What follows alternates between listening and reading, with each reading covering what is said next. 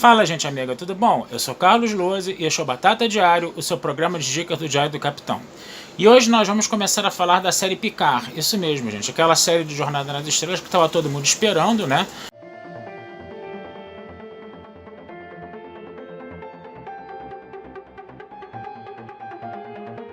O Thiago fez uma live aqui, né, no caso, tá? Mas eu também quero dar a minha opinião aqui, né, nessa série que era cercada de muita expectativa, né? O último trailer mostrou muitos fanservices, né, o que deixou o pessoal empolgado, né? Mas ficou sempre aquele medo, né, de que era uma série que está sendo meio que produzida ali também pela mesma galera que produziu Discovery, mesmo que o Kurtzman tenha saído, né, do processo produtivo, coisa e tal, né? Mas, né, a gente vê, você tinha essa expectativa aí, né? Você tinha esse certo medo e você tinha, ao mesmo tempo, um certo otimismo, né? Eram sentimentos meio dúbios, né?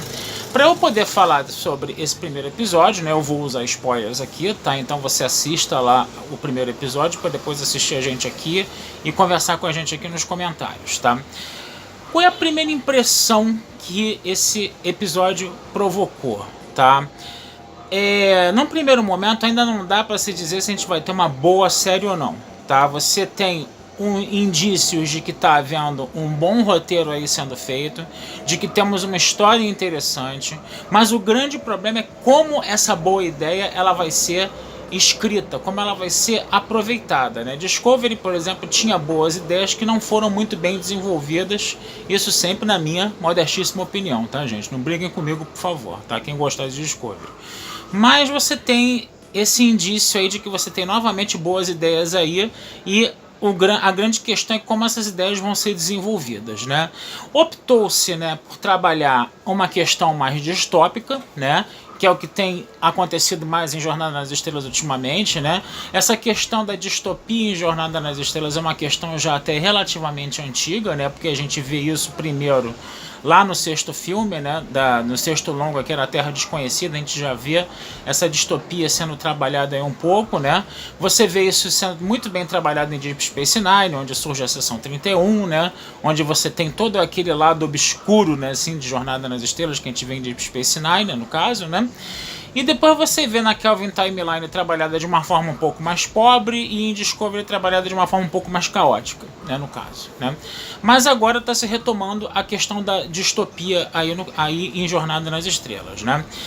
Eu achei muito interessante esse arco, né, de você mostrar que é uma federação, que a federação não é mais a mesma, coisa e tal, por ela ter justamente rechaçado, né, pensado em rechaçar e depois rechaçar definitivamente, né, a ajuda aos Romulanos, né, da explosão da supernova lá dos Romulanos lá no caso, né.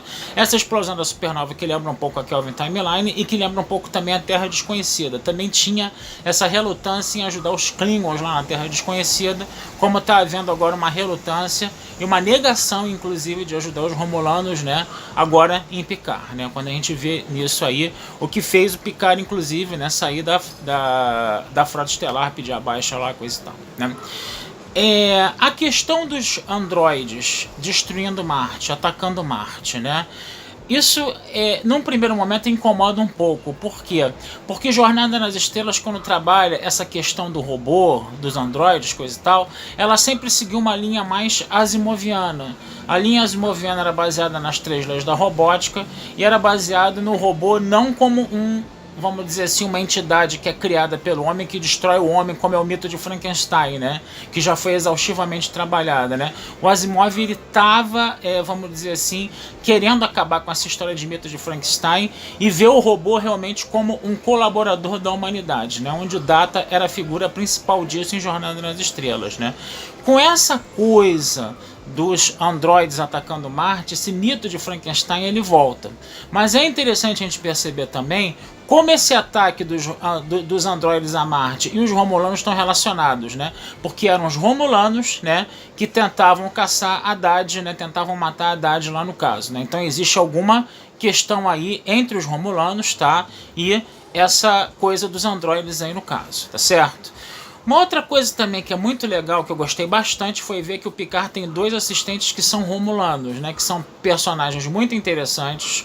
Rolou uma química muito legal ali entre os 3, tá?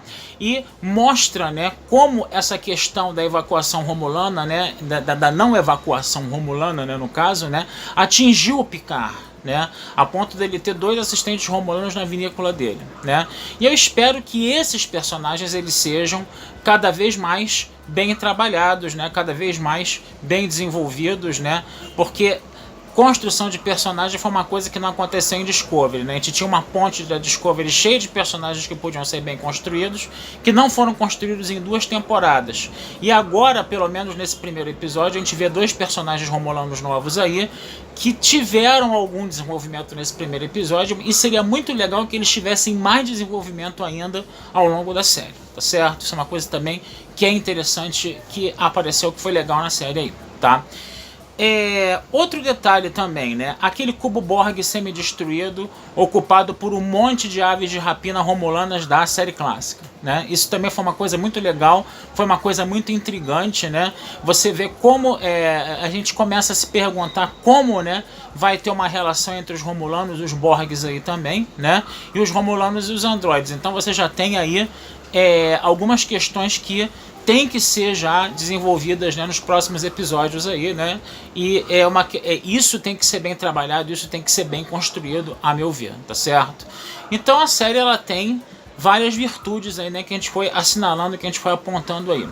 Agora, quais seriam os problemas dessa série, né, desse primeiro episódio, né? A primeira coisa é uma coisa que não dá para se fugir muito, né? É aquela velha história das cenas de ação com aquelas lutas de karatê, né, irritantes lá no caso, né? Mas isso aí é aquele negócio, tá meio que fazendo parte do nosso zeitgeist, né, do nosso espírito de época, né? Você vê essas séries aí com cenas de ação baseadas em lutas o mais coreografadas possíveis, né? Isso é uma coisa pela qual não dá para se escapar muito. Até porque também essas cenas de ação elas buscam atrair, né, um público mais jovem, né, para Jornada nas Estrelas. Então é que tipo da coisa que quem é mais dinossauro, quem é mais velho vai ter que engolir mesmo e paciência, né? Mas é isso aí, tem que se viver com isso. Agora, o segundo problema desse episódio, ele me... pelo menos pra mim, tá, gente? Ele me... perdão. Ele me deixou um pouco mais preocupado, que é aquela ficção científica altamente mirabolante, né? Que fica muito espetacular demais, que fica cada vez mais implausível, né? A gente sabe, né? O pessoal das antigas falava, né, que a boa ficção científica é aquela que antecipa o futuro. Vimos isso em Júlio Verne, vimos isso em Isaac Asimov, vimos isso em Jornada nas Estrelas, tá certo? Agora, o detalhe é o seguinte, né? Quando essa ficção científica ela fica muito... você tenta fazer voos de imaginação muito altos, entendeu? Ela vai ficando cada vez menos crível, né? E isso aconteceu no momento em que o Picard, né, ele vai conversar com a doutora Jurati lá em Daystrom, no Instituto Daystrom em Okinawa, né? Quando, num primeiro momento, ele pergunta se dá para fazer uma androide de carne e osso, tá? Um androide de carne e osso, entendeu? Consciente, e a doutora fala que isso não acontece de jeito nenhum, tá? Até o momento em que o Picard mostra um colar, né?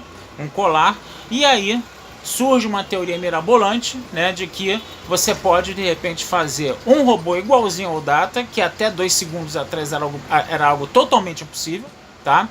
Você faz um Android igualzinho, praticamente igualzinho ao Data, consciente, né, com o mesmo nível de desenvolvimento tecnológico do Data, né, que até 2 segundos atrás era impossível, agora você pode fazer com um único neurônio positrônico, né?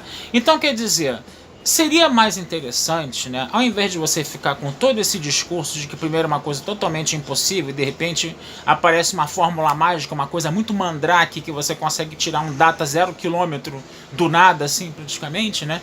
Ao invés de você fazer isso, seria de repente interessante, mais interessante talvez ao meu ver, né, todas as memórias do Data, ele não conseguiu passar todas as competências do Data por Before, né? Mas que pelo menos toda a memória do Data, né, da vida do Data, conseguisse pelo menos ficar armazenada no Before, né?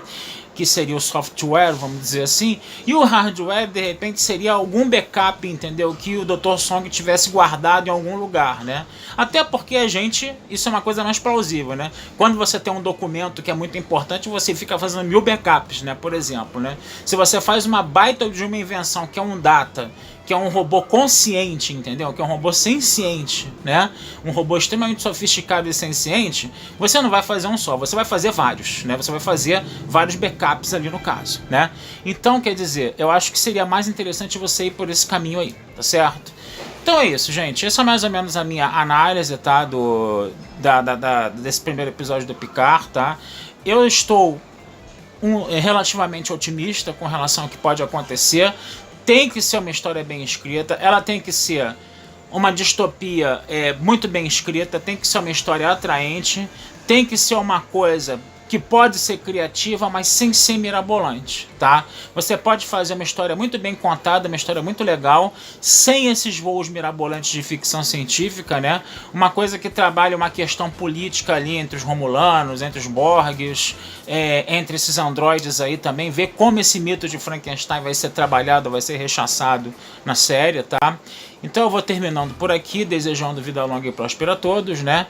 Curtam, compartilhem e comentem o Diário do Capitão nas redes sociais e acessem lá o meu site batataespacial.com.br, tá certo, gente? Um abração e até a próxima. Fui!